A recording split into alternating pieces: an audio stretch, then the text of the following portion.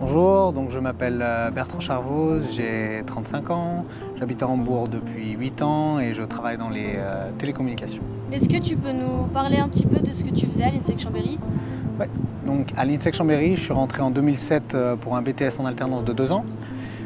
Suite à ça, j'ai continué avec l'INSEC Chambéry sur une licence responsable d'activité à l'international qui était donc un premier semestre sur place à l'école et un deuxième semestre en stage où je suis parti à Liverpool en Angleterre pour peaufiner mon anglais. À quel moment et qu'est-ce qui t'a poussé à partir à l'étranger?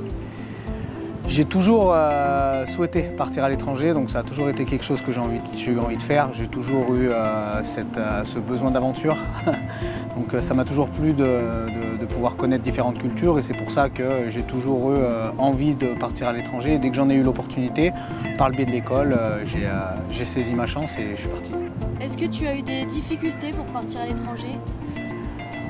Non, j'ai pas vraiment eu de difficulté. Donc, comme je disais avant, ça a toujours été quelque chose que je voulais faire. Donc, j'ai toujours eu envie de le faire. Et dès que j'ai eu l'opportunité, je suis parti parce que j'ai voulu visiter plusieurs pays et plusieurs continents pour pouvoir connaître différentes cultures et pouvoir me dire où est-ce que je me sens bien, où est-ce que je me sens moins bien et qu'est-ce que j'apprécie dans ma vie à l'étranger. Donc là, par exemple, quand je me dis que je suis à Hambourg, ce que j'apprécie, c'est pas seulement d'habiter en Allemagne, c'est surtout que au quotidien, je rencontre des gens de différents pays et différentes cultures et c'est ça en fait qui me plaît à l'arrivée.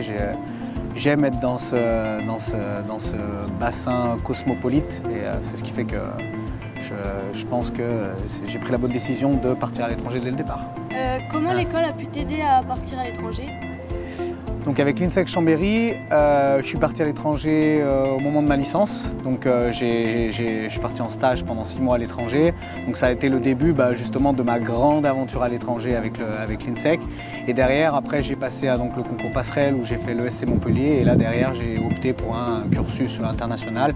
Et donc là, il y avait 2 billets, un semestre à l'étranger dans une université partenaire.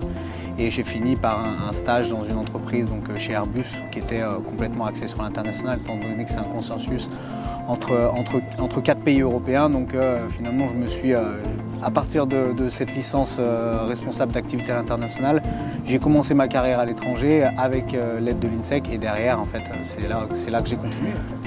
Ok, parce qu'avant, le nom de l'INSEC, c'était l'ESC, c'est ça? L'ESC Chambéry, c'est ça. Pourquoi ce pays-là, l'Allemagne, et pas un autre? Donc l'Allemagne, c'est pas forcément un pays que j'ai choisi. C'était un peu un choix de carrière finalement. Comme j'avais fait mon stage de fin d'études chez Airbus à Toulouse, je cherchais des VIE qui étaient quand même beaucoup plus simples pour pouvoir aller travailler à l'étranger pour les jeunes Français, surtout les jeunes diplômés. Et vu que j'étais déjà au sein d'Airbus, je cherchais des VIE au sein d'Airbus parce que c'était beaucoup plus facile pour le réseau étant donné que je pouvais rencontrer les managers directement. Et vu que Airbus, après Hambourg, après Toulouse, c'est la plus grande entité où il y a 15 000 personnes qui travaillent sur place, c'est là où il y avait le plus grand nombre de VIE, donc c'est là où c'était le plus facile pour moi de trouver un poste. Donc c'est comme ça que j'ai atterri à Hambourg. Et après derrière, j'ai rencontré ma future femme et donc voilà, j'ai 2 enfants et je suis à Hambourg heureux. Et j'ai changé de secteur mais j'ai pas changé de ville. Donc je suis toujours là et je suis heureux d'être là. Quel a été ton premier ressenti en arrivant dans ce pays? Qui fait froid.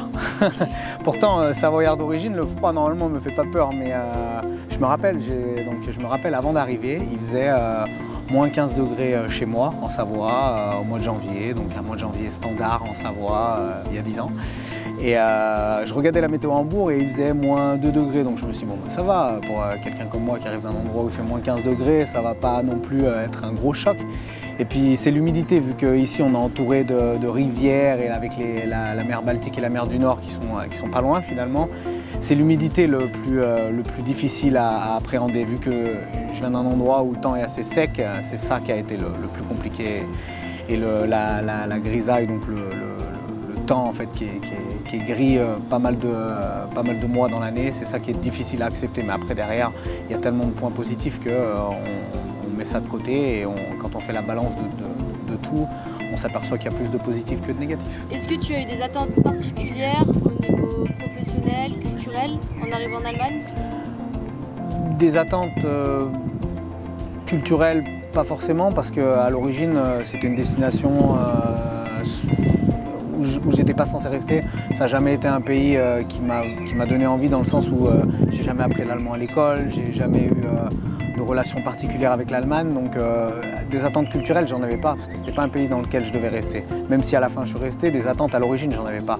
Après, des attentes professionnelles, j'ai toujours été plus ou moins carriériste, donc voilà. Après, quand je suis arrivé ici, je suis rentré dans une belle boîte où je pensais faire carrière. Donc c'est toujours ce qui me donnait envie quand j'étais à l'école, de rentrer dans une belle entreprise où je pourrais faire carrière.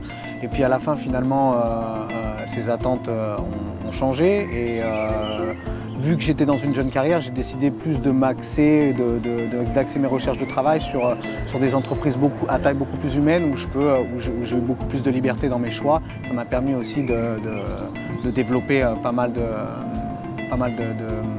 skills pour pouvoir avoir la carrière que j'ai à l'heure actuelle. Est-ce que tu as eu une certaine appréhension en arrivant ici?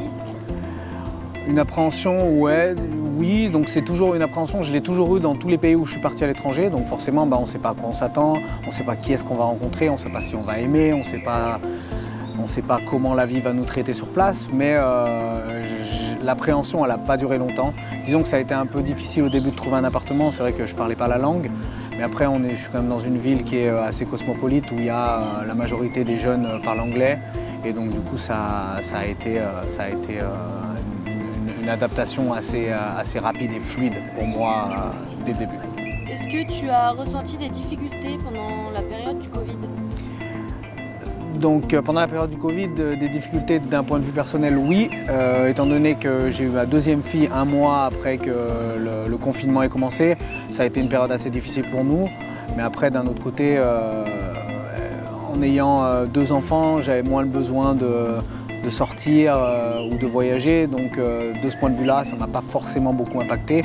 Et comme moi j'étais déjà assez habitué à travailler en home office, ça ne m'a pas forcément impacté d'un point de vue professionnel non plus. Donc non, je dirais que grosso modo, ça ne m'a pas vraiment impacté le confinement du Covid. Est-ce que tu te verrais habiter ici à Hambourg à long terme ou même pendant toute ta vie? C'est une question assez difficile à répondre, mais j'ai envie de dire que non. Moi, avec ma future femme, on est tous les deux, elle est italienne, je suis français. Donc on a besoin aussi de ce contact humain qu'on a chez les latins et qu'ils n'ont pas forcément chez les germaniques. Donc c'est un des points négatifs qui fait qu'à long terme, je pense que non, on va vouloir rentrer soit en France, soit en Italie pour pouvoir s'installer plus près de nos familles aussi. Parce que c'est quand même quelque chose qui manque quand on est à l'étranger. Donc le plus gros manquement pour moi, c'est de ne pas avoir ma famille au quotidien en fait. Donc je pense que non, je ferai pas ma vie d'ici, mais ce qui est sûr, c'est que le jour où je partirai d'ici, je serai triste, parce que ça sera quand même quelque chose, un gros moment de ma vie que je laisserai derrière moi, et j'ai des souvenirs qui m'auront marqué à vie dans cette ville. Donc je m'en souviendrai quoi qu'il se passe pour toujours.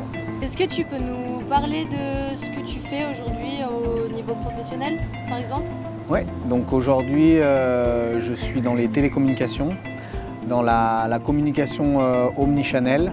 Donc avec mon entreprise, on est l'intelligence entre les marques et leurs clients pour pouvoir les aider à communiquer par le biais du meilleur canal pour pouvoir passer le bon message au bon moment sur le bon canal. Et moi, dans ce schmilblick, grosso modo, je m'occupe donc des SMS, donc je suis responsable de toutes les relations avec les opérateurs et nos partenaires afin de livrer nos SMS sur tous les opérateurs et dans tous les pays du monde. Aujourd'hui, quels sont tes projets professionnels? Aujourd'hui, je pense que j'ai développé des skills dans une industrie de niche. Donc il n'y a pas beaucoup de gens ou de personnes qui ont le genre de skills que je peux avoir dans mon domaine. Donc c'est un avantage pour moi, et je pense que c'est ce qui fait que je vais continuer dans ce domaine-là, parce que ça me donne une certaine spécificité qui me différencie de pas mal de personnes dans cette industrie finalement. Donc je pense pas pouvoir changer, du moins pas à court moyen terme, de travail et d'industrie. Est-ce que ça te plaît quand même? Oui, ça me plaît. J'ai toujours aimé négocier, donc je suis un acheteur de formation. J'ai jamais été un bon vendeur, mais j'ai quand même toujours aimé la négociation quand j'étais pas obligé de vendre quelque chose que la personne n'avait pas besoin. Donc quand on se met d'un point de vue d'un acheteur, on achète toujours quelque chose dont on a besoin en général. Donc ça rend la négociation beaucoup plus intéressante et ce qui fait que dans mon travail, j'ai l'opportunité de pouvoir négocier des prix et des clauses de contrat typiquement tous les jours. C'est ce qui me plaît le plus dans mon travail au quotidien et c'est ce qui fait que je suis content de mon choix de carrière et du travail que j'ai à l'heure actuelle. Est-ce que tu as un conseil à donner aux étudiants qui souhaiteraient se lancer comme toi?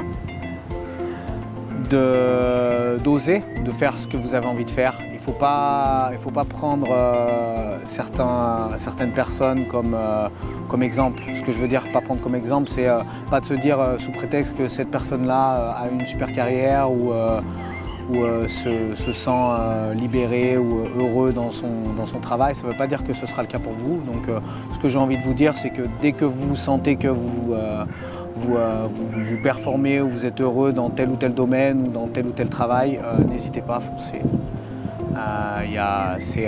Dans la vie, il n'y a pas d'échec, que des expériences. Donc quoi qu'il se passe, accumulez l'expérience et c'est ce qui fait que ça vous fera avancer personnellement et professionnellement dans la vie.